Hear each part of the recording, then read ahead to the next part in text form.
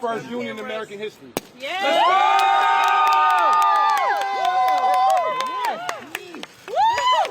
Yes! Yes!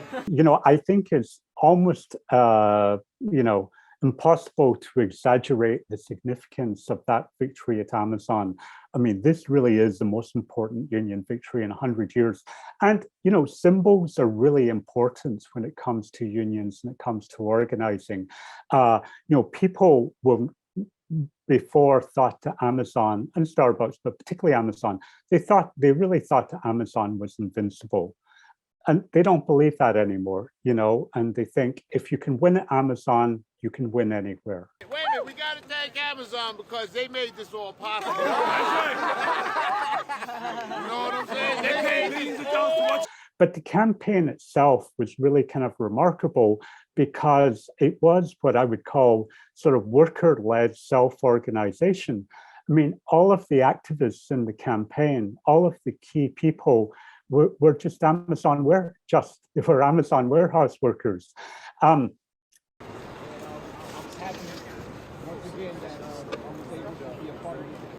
But really, it was this particular moment. You know, unions in America don't really have the ability to shape their environment, but they are able to take advantage of opportunities that arise because of changes in the larger environment. And I would say that's what's happened as a result of the pandemic. After 2 years of working throughout the pandemic and feeling that they were not adequately rewarded and feeling that they hadn't been treated with respect, a lot of the workers at Staten Island and also at Bessemer, we had an election down there that was very, very close, simply felt that they weren't being treated justly, they weren't being treated with respect.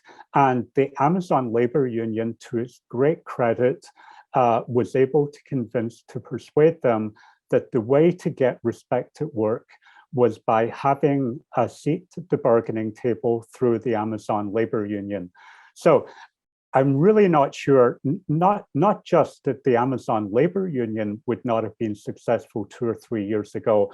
I actually don't think any union would have been successful 2 or 3 years ago. We're in a different moment right now, and they were able to take advantage of that.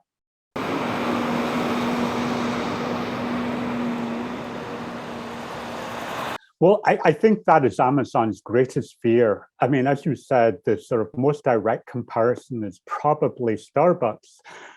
You know, Starbucks stores are tiny compared with Amazon warehouses, but what happened in Starbucks is, you know, they had 2 victories in Buffalo, New York last December. It's now spread to over 170 stores have filed for union elections. They've won 10 out of the 11 elections have taken place so far. So Amazon desperately wants to avoid that type of contagion.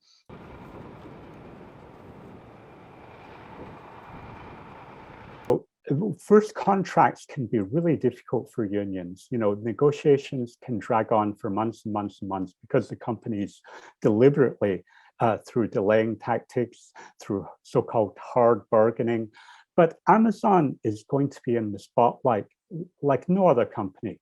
You know, it's going to face political scrutiny from the National Labor Relations Board, from both local and federal politicians who will be watching every step of the way to make sure that Amazon is obeying the law and bargaining in good faith. And it faces a very high degree of, it's subjected to the public gaze in ways that, you know, almost no other company, and Starbucks too. I mean, this is one of the really important aspects of both of these union campaigns.